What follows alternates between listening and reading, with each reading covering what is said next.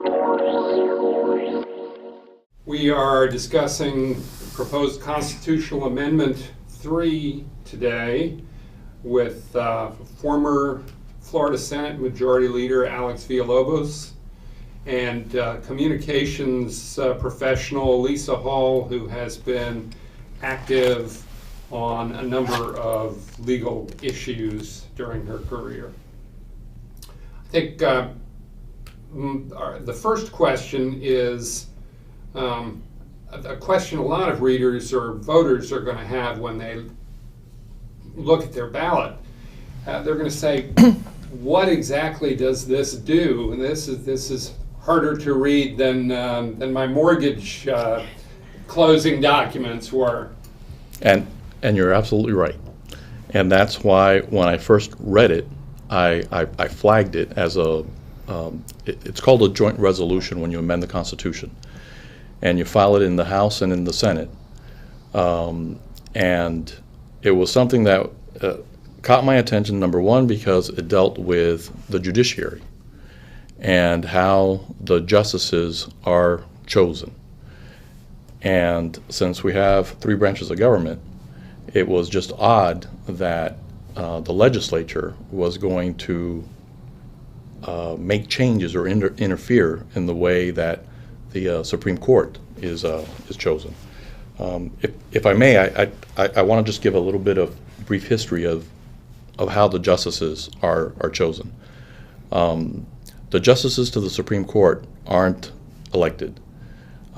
They used to be elected, but in the early 70s, based on a number of just terrible political scandals and crimes involved and corruption, then Governor Askew said, we need to do something about this because this system is obviously broken and justice is for sale. So that's when they came up with the appointment of justices by the governor, and then every 6 years they would be placed on the ballot, and the question simply was, do you want to retain this justice, yes or no? So that was really one of Governor Askew's greatest legacies, was creating something called the Judicial Nominating Commission, the JNCs. And the way that was done, it was 3 members of the Florida Bar, the guys that regulate the attorneys. The Florida Bar would pick 3 members. The governor would pick 3 members. And then those 6 members would pick 3 members for a total of 9 members to the Judicial Nominating Commission. And it worked great. And it went like that for years. When Governor Bush became governor, at some point during his tenure there, he decided to say that, or a group of legislators filed a bill, and I regret to admit that I was one of them that supported this, said, well, let's let the governor have 5, and then he can pick the other 4 members from that the bar submits names. So we changed it. And that has created all kinds of problems. And I don't think anybody intended that to happen at that time. There was really no opposition at that time. I don't think it was a sinister plan from anybody to do that. But that's what happened. And I think along the way, as people started raising concerns that, oh my gosh, now we've got all the power, just the governor basically makes the appointments and he could really stack these. Even then, people said, oh, that'd just be so much effort. That would just take a lot of effort to actually do that. No one's actually going to really, do this devious thing. And we've learned differently. Well, then you fast forward now to the last retention election 2 years ago, which is the last time Lisa and I were here, when the 3 justices were up for retention. All this money that came in from all over the place, and actually it's happening nationally. And the reason is twofold. Number one, the amount of money that's going into these things is just insane. And number two, when we had a JNC that had 3 members from the bar, 3 members from the governor, and those 3 members picked 3 additional members for a total of 9, you really didn't know what name was going to come out of there. So no one was willing to finance a campaign, justice campaign, because you didn't know what you were going to get in its place.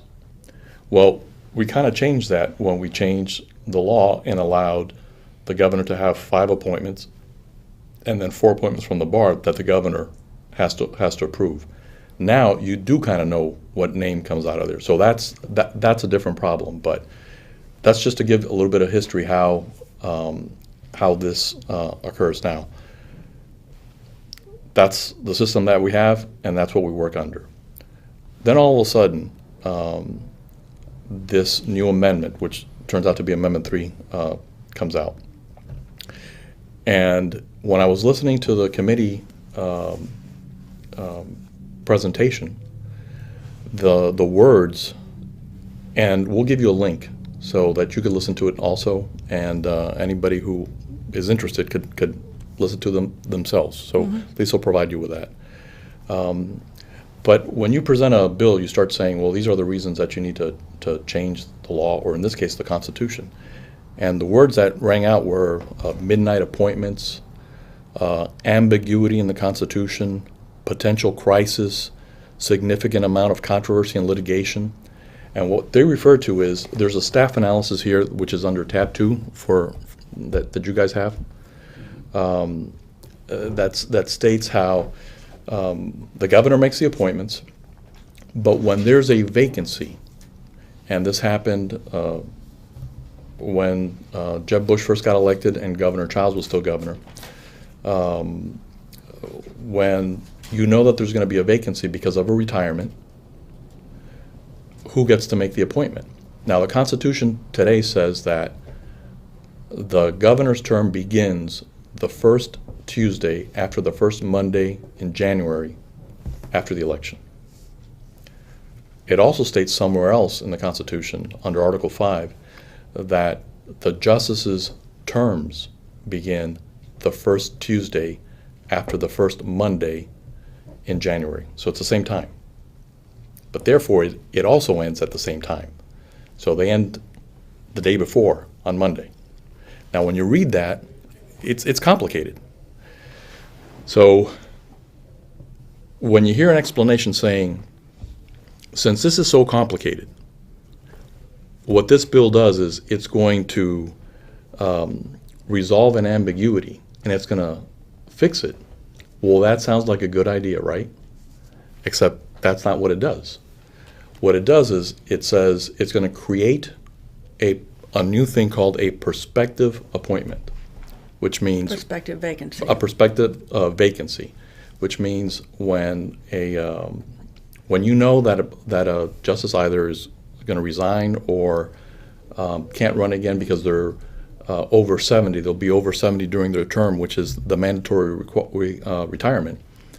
They will, since we already know that that's going to occur, we might as well make that appointment now. Well, again, they say, and several senators, because there was a discussion, are saying there's confusion as to when that actually occurs and when it doesn't. And in order to clear up the ambiguity, this is going to resolve it. And then quite clearly it states that once you know that there's going to be a prospective vacancy, the then governor makes the appointment. Which sounds simple, which it is, except it's not clearing up an ambiguity. Number one, the case that they refer to regarding the ambiguity was an advisory opinion by that Governor Bush asked the court, the Supreme Court, in September 15, 2006, as to who gets to make the appointment. In that case, the Chief Justice, or Justice Periente at the time, specifically states that this is her conclusion. The definition for when a vacancy occurs with regard to merit retention judges is clear and unambiguous. A vacancy exists upon the expiration of the term of the judge or justice. So when the argument is there's an ambiguity, or it's unclear, or there's uncertainty, there is none. It's very clear and it's very certain. The vacancy doesn't occur until that justice's term is up, which means what Amendment 3 proposes to do is, under certain circumstances, give a governor who either lost or is no longer in power the opportunity to appoint into the future, past his or her term, who the justices are going to be. And the reason for that is they claim the potential crisis is if the old governor doesn't make this appointment into the future, there could be up to 120 days when there's nobody there, leading to a constitutional crisis. The way they get to the 120 days is when there's a vacancy, the Judicial Nominating Commission has 30 days to submit names to the governor. The governor could give them an additional 30 days for a total of 60 days, and then the governor has 60 days to make an appointment. So there's the 120 days. So but then the issue with this is the Supreme Court opinion, the advisory opinion that they point to is the reason why this is such a problem, already clearly concludes there's nothing to keep the J&Cs from beginning the process well in advance. So as has always happened, there's a vacancy, it occurs at that time, the J&Cs have done their work, they present the slate of names, the new governor then, basically the clock can start ticking then.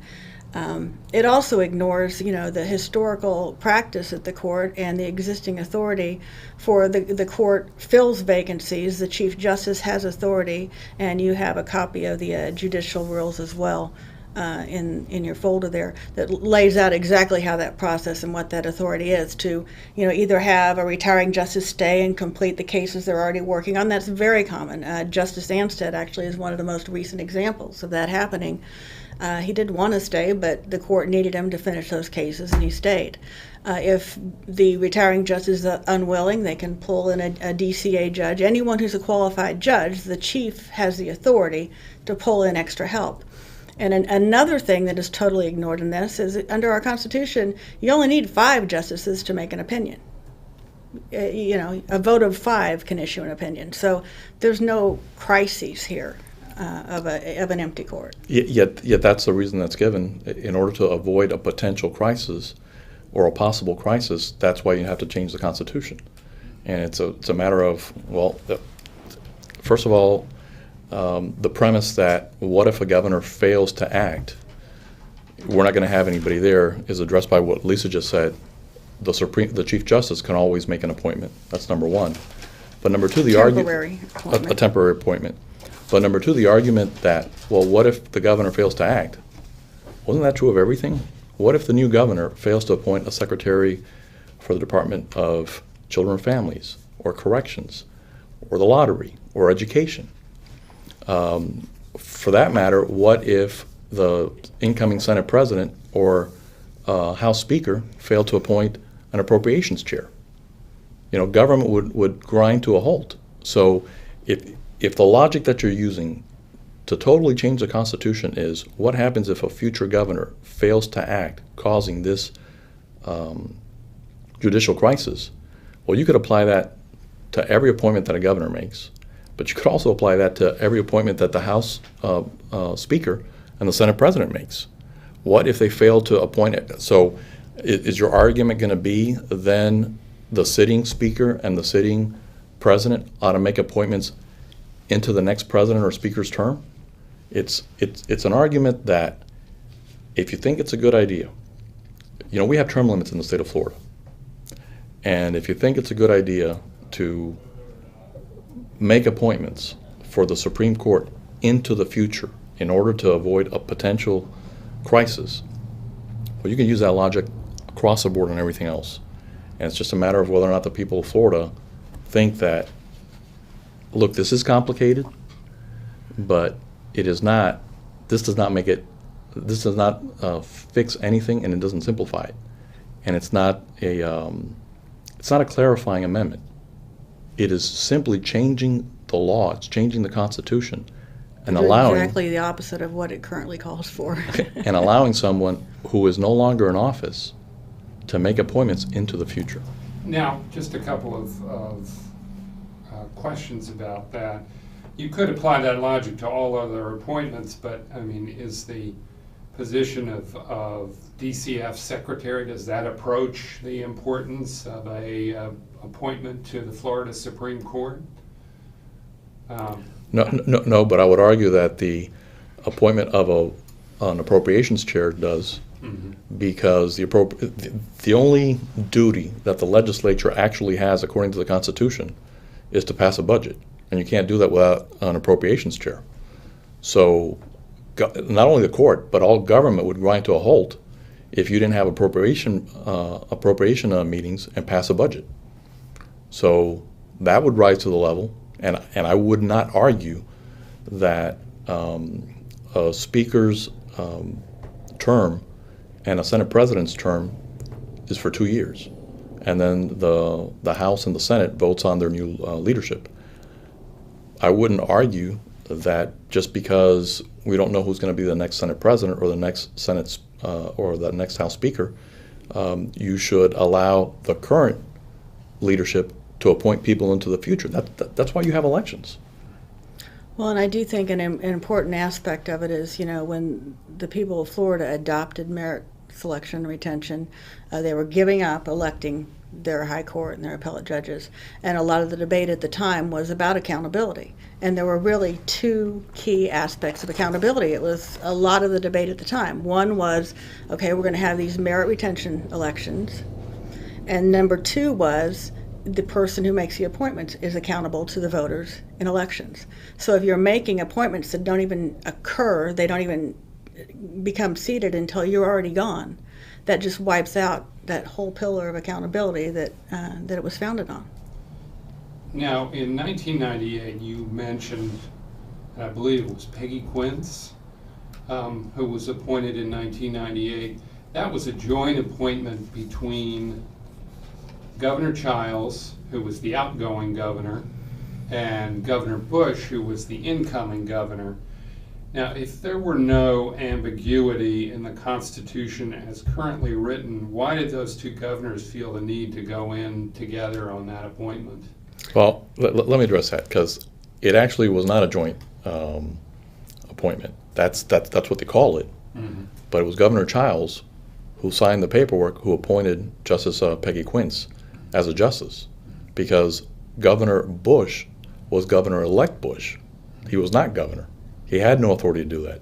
So it was a gentleman's agreement that they reached between each other, that they would vet people together, and the information that was provided to them by the JNC was shared, and they both decided, okay, this is who it's going to be. But it was Governor Childs who made that appointment. You can call it whatever you want to call it, but it was Governor Childs the one that signed the dotted line. Without that gentleman's agreement, and I think that's probably part of what led to that clarification, the request for the clarification from the Supreme Court after that, was, okay, should I have agreed to this, or should I insisted that it's my appointment?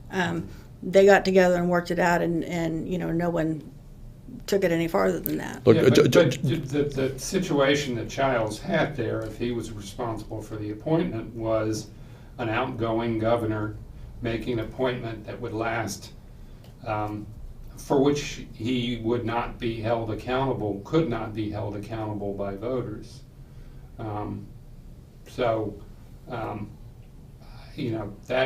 That seems to be the same kind of situation that the constitutional amendment now would be setting up.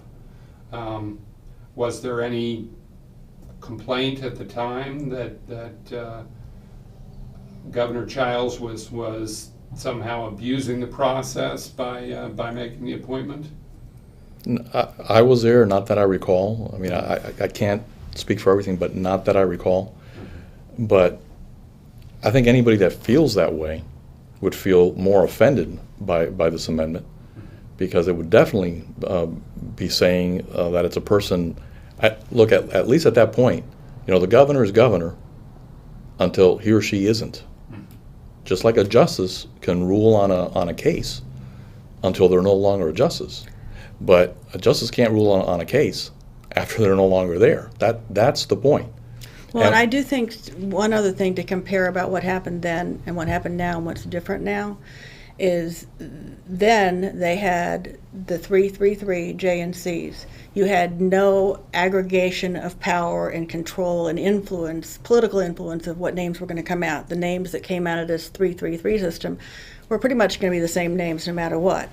And they just decided together. We have a very different situation now where the names that come out are pretty much the names that they're told are going to come out.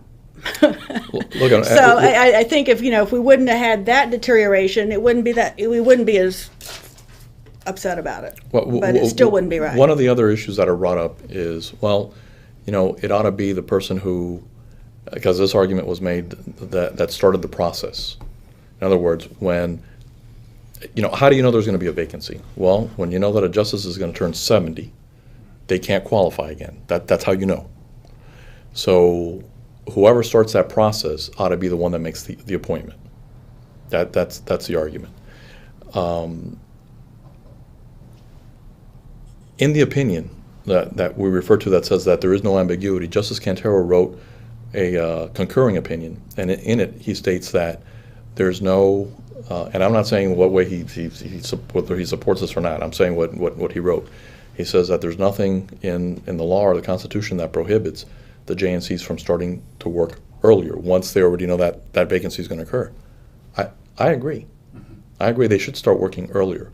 But the fact that they say continuity and this is the governor's JNC who is vetting these people, and therefore that's the governor that ought to make that decision. The JNC's terms are up in July. They're staggered. So they can start working as late as July 1, and start vetting people. I think that's a good idea if you already know that the vacancy is going to occur. But the fact remains that when the new governor takes office that first Tuesday after the first Monday in January, that's the new governor. That's the person in charge. And that's the person that should make appointments starting that day. And if that position isn't vacant until that day, well, then that's the way it is. Everything has to come to an end at some point and then start anew. And then that's when it starts. And it's not, there's no ambiguity, there's no question, there's no doubt. It is what the date says. The reason they're doing this constitutional amendment, not to clarify anything, but to change that. One of the things I guess I'm hinting at in my questions is how much is the concern about the change, what you say would be a change under this amendment, related to the fact that it would benefit or could benefit Governor Scott? Well, that depends on if he wins or not. Part of the reason the people that are trying to change this are saying, they're saying, look, this is not political because they don't know who's going to win. So it could go one way or the other, which is true. But this is, number one, this is something that if Charlie Crist wins, this is moot at this point. If Governor Scott wins, he'll have an opportunity to, if this amendment were to pass, to make 3 more appointments the last day that he's in office. It's not necessarily moot. If Charlie is elected and then either doesn't run for a second term because he will be eligible, or he doesn't win the second term, it actually still is relevant. And I think it's, regardless of who's in office, it's bad policy to have the person leaving constitutionally mandated that it's their, it's their pick. They get to strike the cord on the way out the door. That's, I don't care who the governor is when they're no longer accountable. That's really irrelevant here because this triple witching hour that's going to occur with 3 justices at the same time is unique. It doesn't happen very often. I understand people are trying to address it well, but how about when it does occasionally? Well, the answer to that is, as the Supreme Court has already stated, it's clear and unambiguous, and you have to read the Constitution for what it is. Well, and I was talking to Justice Anstead last night, and we were discussing that issue. It's like, this is we've had 2 before, it's retire at the same time. wasn't a big deal. Well, now it's a crisis because we got 3 at the same time, but it's really not. And you shouldn't be amending the Constitution to accommodate a one-time occurrence, a one-off. That's it would be rare for it to even ever happen again. And even if it does happen, the Constitution's clear and there are procedures to fill those holes. You know, the Supreme Court rules soon enough if correct. And, you know, there are some cases that come along that are emergencies, and they're usually driven by, you know, ballot initiatives actually, and language and things that, you know, get forced on those schedules. But they have ways to accommodate those emergencies as well. But again, the reason that the proponents of the amendment stated it was necessary is to prohibit the potential catastrophe that's coming down.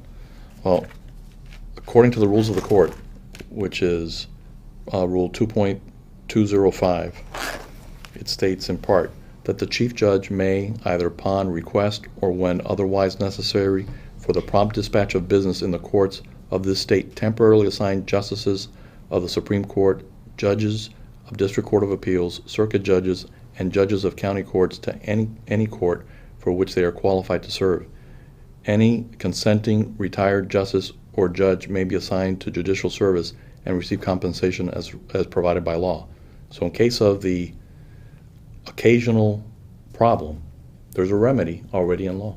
And it's actually routinely been utilized. I mean, it's routine to pull people up and Sure. temporary assign. Has it ever been utilized simultaneously for 3 justices? 3, I think, is the unique situation here. It has been multiple times. I've had 2 that had hit retirement at the same time. Well, you brought up Justice Anstead earlier, and he seems to be of the mind that this is a solution in search of a problem, and that he calls it a, quote, partisan political power grab. Is that pretty much accurate in your opinion? I personally, yes, I personally believe that is very accurate, and I think it's all part and parcel of just this ongoing assault that we've had, and trying to upset the balance of power between the 3 branches. I think it's just part and parcel of that. And what's really sad to me is we do have something that they could be doing. They could be proposing a constitutional amendment to restore the nonpartisan makeup of J and C's. That would be the responsible thing to do and the right thing for the citizens of Florida, but no one stepped up in the legislature and offered to do that.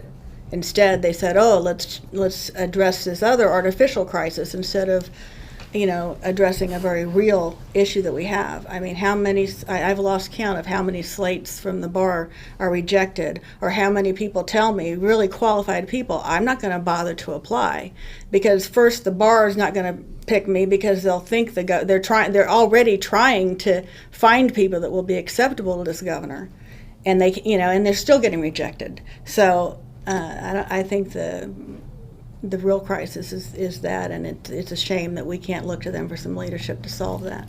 And to answer, if I could answer your question also, expand on what Lisa said, I don't see the problem, and that's why we went through the trouble of looking up the case law, other statutes, the Constitution, to show that there are remedies for when this rare situation occurs. There's simple remedies, as opposed to simply changing the Constitution to allow people to appoint while they're no longer in office. And look, I want to make this very clear. This is nothing to do with Republican or Democrat, liberal or conservative, or anything like that whatsoever. This is the problem in the courts is that they're becoming political. That's the problem in the courts. Money is starting to flow into these campaigns because special interests has figured out it's much cheaper to change the court than to change the makeup of the legislature. Much cheaper. And you see that across the nation. It happened in Iowa, where they took out 3 justices of the Supreme Court a couple of years ago, and it's happening nationally. The answer to that is what Lisa just stated. If you had a process of the JNCs where you took the certainty as to who was going to come out of the names that were going to come out, if you took that certainty out people would not invest $1 million or several $1 millions to try and take somebody out if they didn't know who was going to come out, because they don't know if somebody's going to come out worse or better or what. That's the problem. They didn't have a really good chance of getting someone to their liking. Our purpose here is not against this governor or in favor of any other governor. It is simply to keep the politics out of this, and the way that you do that is you follow Constitution and not try and change it and allow this to a governor no longer in office to project their power into the future after an election. And I think, to me, it really became an issue, and I tell people, you might think I'm a wild-eyed liberal over here, lifelong Republican. There's nothing conservative at all to me of seeing this attempt to take, really, the only protection we have. Politics these days swings so far in the pendulum, they don't understand it will continue to swing both ways. So they're removing the protections that we all have, that there's some balance here. And when it really became an issue is when we actually got to the point of having a supermajority one way, and they kept running, they kept butting up against that court that just wouldn't let them do whatever they wanted, and actually said, oh no, that's, that was kind of like the thing that kept stopping them on a lot of their policy things they were trying to push through. And that's where, not just in Florida, but nationally, you start seeing, okay, well, as I, quote, I heard them say when they got their supermajority, realized they were going to have it in 2010, and we're going to take out that activist court. I mean, I was at a meeting where it was declared what the agenda was, and, I was paying attention, and I started trying to get other people to pay attention too. Have you conducted any polling to get a temperature check on what Floridians are thinking about Amendment 3? We haven't had, our group hasn't had funding for it. We know that, are aware of some polling that other groups have done or added on questions. Our understanding right now, that is, like all these other issues where we've had the power grab, that is the way it's perceived, and Floridians will vote against it unless they're just not understanding what it is. So our issue is really, we want people, if they're going to change the Constitution and they're actually going to say, by our Constitution, the guy that left can make those appointments, they need to be aware that that's what they're doing. Are you aware of, you talked about the money being pouring into retention elections in Florida 2 years ago and across the country. Are you aware of any money pouring into campaigns, either pro or con, on this particular amendment? I'm not. No. Part of the problem is that you really don't know until it actually happens. That's one of the reasons that during the retention campaign or 2 years ago, the justices ended up raising so much money and spending so much money, because you didn't know an attack was coming until it was there, which is what happened in Iowa. What happened in Iowa was there was a bill dealing with same-sex marriage that was approved by the legislature, the Iowa legislature. It became law, and when it went up to the Supreme Court, it was struck down unanimously, based on law, not based on how you feel about same-sex marriage, based on law, struck down unanimously. Well, there were 3 justices that were up, and by the time they realized there was a campaign against them, there was no way for them to respond, and all 3 were taken out. Even though it was a unanimous decision, it just happened to be that those were the 3 that were up. And we're seeing it, in multiple states. It's interesting because the court systems are so different. I mean, there's not one model of how people are appointed or elected and all these different things. So it really does take interesting paths and different, but you can kind of see the same agenda in other places. I don't know if you were following recently in Oklahoma when they had a stay of an execution because there was a challenge to the injection drug, and that's a lot of times that'll be the thing people will use to go after judges is, oh, they're soft on crime, and so they granted the stay, and then the governor basically came out and said that she wasn't going to honor the stay. Then they lifted the stay. They got bullied, and then that's when they had the totally botched execution because the drugs weren't adequate. But- So, it's not that people are, you want, that's the law. You have death penalty, that's the law. But there are still things that you need to get right. And that's the court's job. And to have a governor come out and say that she's not going to honor a stay is basically saying, I guess the court doesn't have the power as its branch to do what it's supposed to do. It's very frightening when you start seeing those kind of things happening, and it's multiple examples across the nation of those kind of things that happen. Look, and that's why we're here. I don't know if there's going to be a campaign for or against it. There may be, there might not be, but I think people ought to be informed as to what it really does, and what the law today actually is, and then they could decide one way or the other. But otherwise, it'd be too late. I mean, people should know what they're voting for. The three justices who would be the first to be affected by this amendment, if it passes, are the same three justices who were up for retention in 2012, a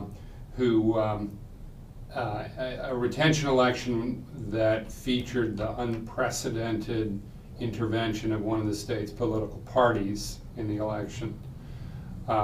Happens to be the Republican Party, the same party that is the majority in both the Florida Senate and the Florida House, and your party. But I'm wondering whether or not that it's just coincidental that the same three justices who were under fire in 2012 are the justices whose successors are at issue in 2018 or 2019, I guess. We thought about that. There's no way you can say one way or the other. But I'll tell you this: that was my party. The law in Florida prohibits. The courts are nonpartisan, and I think that's a good thing.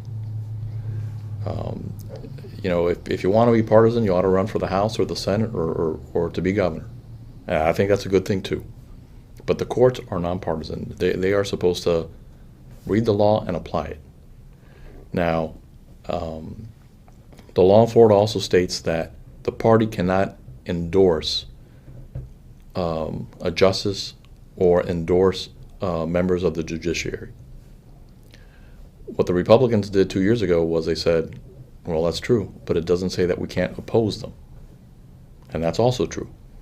So the Republican Party came out officially against the retention of Justice Perriente, Justice Quince, and Justice Lewis. I told my colleagues in the Republican Party at that time, I said, look, I think this is a bad idea, because the last thing you want to do is get the parties involved in an arms race in the courts. And today, it's you that's doing this because you perceive these justices as being liberal. If you start down this road, tomorrow it could be the Democratic Party going against three justices that are perceived to be conservative. Do you really want to do that? That's why I think it's a bad idea for the parties to get involved in judicial races. Listen, I think campaigns are disgusting enough in the House and the Senate and for the governor, while having to do that also for the courts. That's I think the last thing the people of Florida need. And I just have to say, ask about coincidence. I'm not sure how many times I can see the same storyline play over and over and over again and can, accept that it's coincidental.